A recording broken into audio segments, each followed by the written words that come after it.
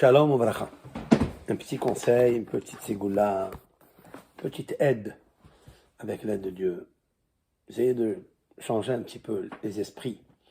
Lorsqu'il advint des fois où on est confronté à des mauvaises pensées ou autres. Lorsqu'on marche dans la rue et on voit des choses qui ne sont pas cachères, comment combattre la mauvaise pensée? Et surtout, la pensée interdite. Alors j'ai pensé quelque chose avec l'aide de Hachem, le mot Bereshit. Le mot Bereshit, d'abord je vous explique le sens vrai de mot Bereshit. Bereshit, c'est pas seulement au commencement.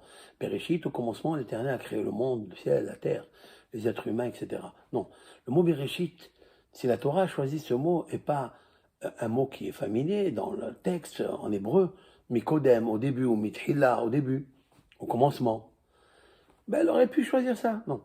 L'Éternel, quand il a voulu écrire son premier mot, qui contient 6 lettres, il veut dire quelque chose.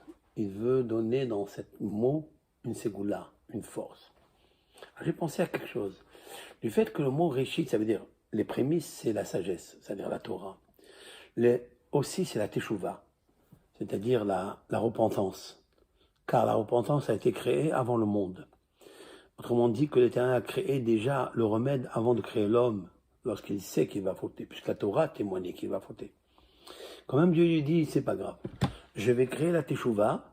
Teshuvah, ça veut dire revenir à moi, regretter ses fautes et apprendre des bonnes décisions par rapport à la suite. Et Dieu te pardonne quand tu fais des choses sérieusement.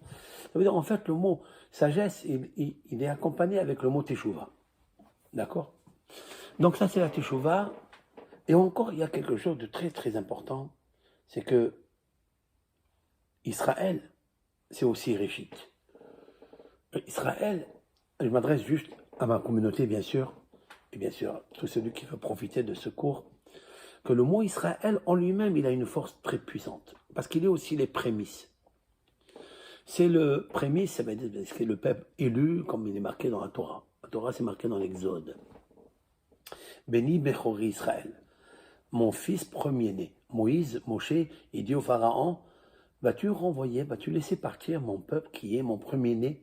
Comme ça, c'est marqué dans la Torah. Nous, on est des élèves. On vient apprendre ce qui est marqué dans la Torah, dans l'écriture sainte.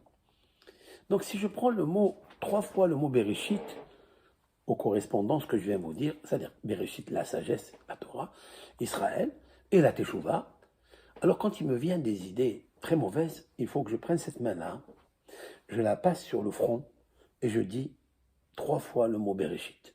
Bereshit, je pense à la sagesse.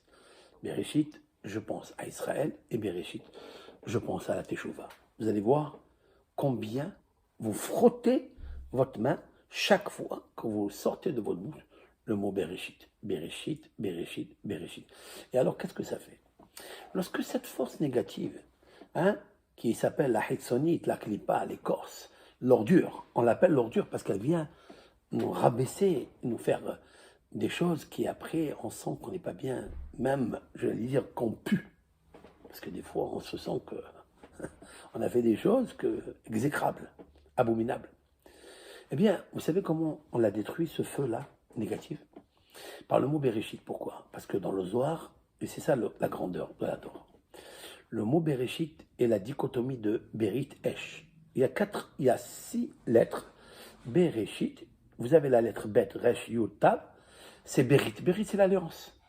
L'alliance. Qu'est-ce qu'il reste dans 2 lettres? Aleph, Shin, Esh, Berit, Esh, l'alliance de feu. La sagesse est l'alliance de feu. La Torah est l'alliance de feu. La Teshuvah est une alliance avec Hachem de feu, parce que tu veux que son amour. Tu veux pas le feu de l'amour qui est extérieur, qui celui-là te vide de ton contenu, t'enlève ton neshama. Je veux le feu de Dieu, le feu de la Torah. Et Israël, c'est aussi le feu. D'ailleurs, dans le mot Israël, il y a à l'intérieur Esh, il y a du feu dedans. Pourquoi? Yaakov, c'est appelé Israël. Dans Yaakov, il n'y a ni la lettre Esh, il n'y a pas le Aleph, ni la lettre Shin, il n'y a pas Esh qui veut dire le feu. Il n'y a pas. Alors pourquoi il lui a été donné le nom d'Israël? Parce que l'ange de feu, le représentant d'Ésaü, L'ange de feu, on l'appelle l'ange de feu. Il a voulu lui introduire et le réduire avec des mauvaises pensées. Et lorsqu'il a vu qu'il n'a pas réussi, il l'a nommé Israël. Ça veut dire, Li Esh, pour moi, il y a du feu. Le feu, c'est cette Torah. Le feu, c'est la Teshuvah.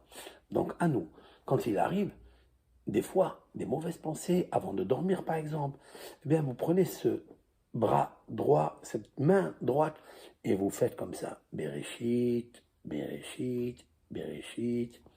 Et vous verrez une puissance nucléaire qui agit en vous.